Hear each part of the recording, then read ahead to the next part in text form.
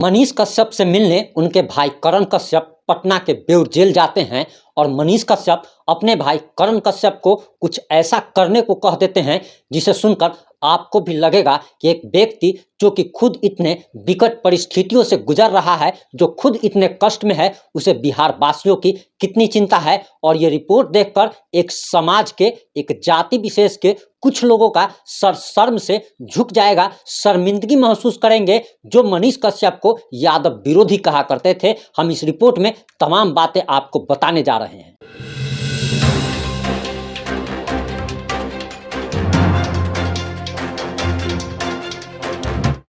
नमस्कार, मैं प्रिंस कुमार सिंह और आप देख रहे हैं पॉजिटिव इंडिया। अगर अभी तक आपने चैनल को सब्सक्राइब नहीं किया है तो खबरों से अपडेट रहने के लिए कृपया चैनल को सब्सक्राइब कर दीजिए, और जो लोग ऑलरेडी कर चुके हैं उन तमाम लोगों को सहृदय धन्यवाद। मनीष कश्यप अभी पटना के बेउर जेल में बंद हैं और करण कश्यप जो कि उनके भाई है बेउर जेल में मिलने मनीष कश्यप से जाते हैं। मनीष कश्यप पूछते हैं कि बाहर में क्या चल रहा है और क्या सब हो रहा है, हमारे बिहारवासी खुश हैं या नाराज हैं या क्या चल रहा है, बिहार में अभी क्या माहौल है। तो मनीष कश्यप के भाई करण कश्यप उनको पूरे बिहार की कहानी बताते हैं। इस पर मनीष कश्यप कहते हैं कि मैंने सुना है यहाँ पे जेल में अखबार आता है और अखबार में मैंने पढ़ा है कि अररिया में विमल कुमार यादव जी जो कि पत्रकार थे, उनकी अपराधियों ने घर में घुसकर हत्या कर दी है। उनके बाल बच्चे अब अनाथ हो गए हैं, उनके भाई की पूर्व में ही हत्या की जा चुकी है। अब उस परिवार को गुजारा कैसे होगा, उस परिवार का भोजन पानी कैसे चलेगा।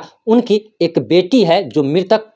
पत्रकार थे, उनकी एक बेटी है, उनकी शादी कैसे होगी। उनका एक बेटा है जो कि उसकी पढ़ाई लिखाई आगे कैसे कंटिन्यू चलेगी। और ये सारी बातें वो करण कश्यप से कहते हैं और ये कहते हुए मनीष कश्यप मायूस हो जाते हैं और कहते हैं कि करण तुम जाओ, तुम अररिया जाओ, विमल कुमार यादव जी के घर जाओ और जहां तक हो सके उनकी तुम मदद करो। अब आपको बताते हैं कि मनीष कश्यप के अभी तक केस में लगभग 50 लाख से ऊपर खर्च हो चुके हैं और परिवार मनीष कश्यप का सड़क पर आ चुका है, रोड पर आ चुका है, कर्ज लेने की नौबत आ चुकी थी। और यहाँ तक बताया गया था कि मनीष कश्यप के लिए जब सुप्रीम कोर्ट में लड़ाई चल रही थी उस समय मनीष कश्यप का पुश्तैनी जमीन भी बिक गया था। लेकिन जरा सोचने की बात है कि जो मनीष कश्यप का केस लड़ने के चक्कर में पुश्तैनी जमीन बिक गया हो, जो मनीष कश्यप तमिलनाडु के मदुरई जेल में रहा हो और अभी पटना के बेउर जेल में बंद है और अभी भी कोई गारंटी नहीं है कि वो कितने दिनों तक, कितने महीनों तक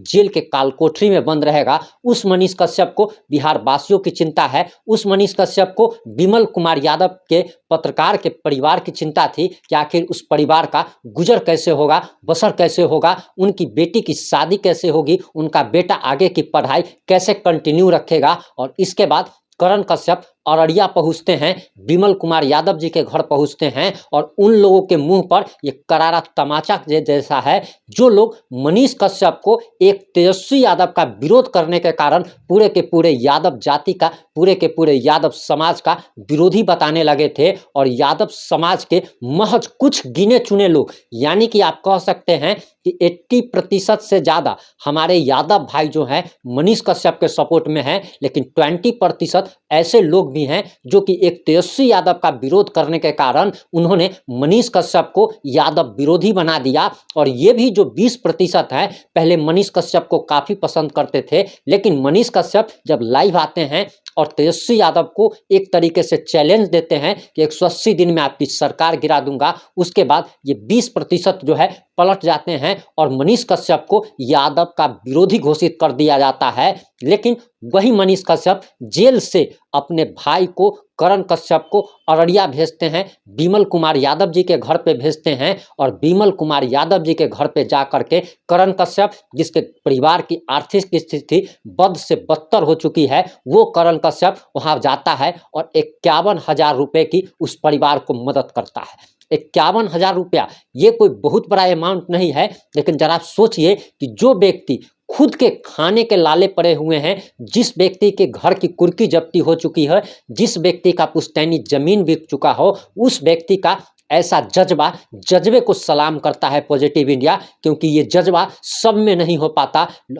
हर एक आदमी के जीवन में समस्याएं रहती है, वो काम को टालता रहता है, लेकिन ये जज्बा था मनीष कश्यप का, ये जज्बा था करण कश्यप का, जो विमल कुमार यादव जी के घर पर पहुंचते हैं और उनके परिवार को 51,000 रुपये आर्थिक योगदान करते हैं। आपको बताते चले कि नेता प्रतिपक्ष विजय कुमार सिन्हा जी भी वहां गए थे, लेकिन उन्होंने वहां पर जाकर के सिर्फ यही जो राजनीति होती है वो राजनीति की, किसी प्रकार की कोई भी मदद नहीं की। पप्पू यादव पहुंचते हैं, पप्पू यादव जाते हैं तो पप्पू यादव 50,000 रुपये की मदद करते हैं, लेकिन पप्पू यादव भी राजनीति करते हैं। खैर, पप्पू यादव जी ने भी मदद की, उसके लिए पप्पू यादव जी को भी धन्यवाद। लेकिन करण कश्यप ने एक मिसाल पेश कर दी है कि जिसके घर में खाने के लाले पड़े हो, जिसकी कुर्की जब्ती हो चुकी हो, और वो व्यक्ति जाकर के किसी को 51,000 रुपये की मदद करता है, तो ये 51,000 सिर्फ 51,000 नहीं बल्कि 51 लाख कहिए इसको। वहीं आपको बताते चले कि करण कश्यप ने ये बातें खुद मीडिया से बात करते हुए बताया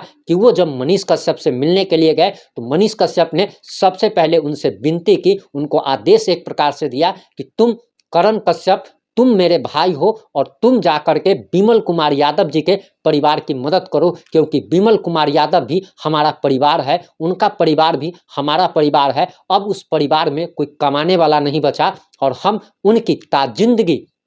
यहाँ तक कि करण कश्यप ने साफ साफ कह दिया कि हम ताजिंदगी इनका भार उठाने को तैयार हैं, और ये भार नहीं है बल्कि हमारा परिवार है और हमारा परिवार है। आप कह सकते हैं कि और समझ सकते हैं इस बात को कि जिस मनीष कश्यप को यादव का विरोधी कह दिया गया, पूरा एक अभियान सोशल मीडिया पर चलाया गया इसके लिए, एक तेजस्वी यादव का विरोध करने के लिए, वो व्यक्ति विमल कुमार यादव जी के परिवार को परिवार कहता है। इससे आप समझ सकते हैं कि मनीष कश्यप कितना आइडियल पर्सन है। वहीं आपको बताते चले कि आखिर तेजस्वी यादव जी, जो कि खुद यादव हैं, नंदकिशोर यादव समस्तीपुर के मोहनपुर ओपी के थाना प्रभारी, जिनकी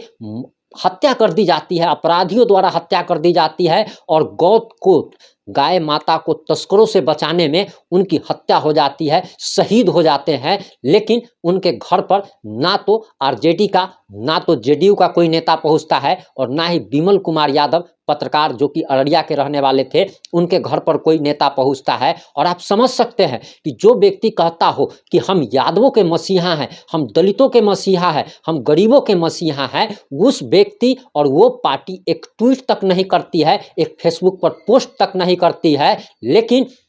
उसी को लोग कहते हैं कि ये यादवों का मसीहा है। लेकिन ये कैसा यादवों का मसीहा है जब यादवों की सरेआम हत्याएं हो रही है तो इनके मुंह से एक शब्द तक नहीं निकलता है, मुंह पर ये लोग ताला लगा लेते हैं। आज उन लोगों को शर्म आ रही होगी जो मनीष कश्यप को यादव का विरोधी कहते थे। हम पर भी काफ़ी सारे लोग ऐसे भी आते हैं जो कि कमेंट में लिखते हैं कि तुम जातिवाद करते हो, जबकि आज तक हमने कभी भी किसी भी जाति का ना तो विरोध किया, ना ही गुणगान किया, और न ही कभी किसी जाति को अभद्र भाषा में बात किया। हम अगर पासवान भी बोलते हैं तो पासवान जी कहते हैं, यादव भी अगर कहते हैं तो यादव भाई कहते हैं, भूमिहार भी कहते हैं तो भूमिहार जी कहते हैं। इसी से लोगों को समझना चाहिए। लेकिन लोगों का क्या है, जात पात जो लोग करते हैं वही सबसे ज़्यादा आकर के जातिवाद का आरोप लगाते हैं, और जो लोग कहते हैं कि हम अपने जाति का रखवाला हैं वो लोग अपने भाई को 1 इंच जमीन के लिए भाई का सर तक फाड़ देते हैं। आप समझ सकते हैं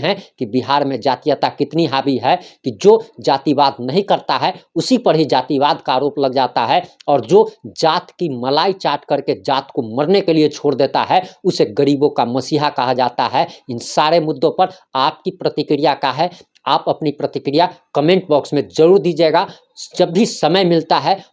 हम खुद आप सबके कमेंट को जरूर पढ़ते हैं। समय की कमी के कारण हम सभी को रिप्लाई नहीं दे पाते हैं, लेकिन आप सभी का कमेंट जरूर पढ़ते हैं। हमारे कमेंट बॉक्स में आलोचनाओं का भी स्वागत है, लेकिन सभ्य तरीके से आप आलोचना भी करें तो आपका स्वागत है। जुड़े रहे हमारे साथ। जय हिंद, जय भारत, जय जय बिहार।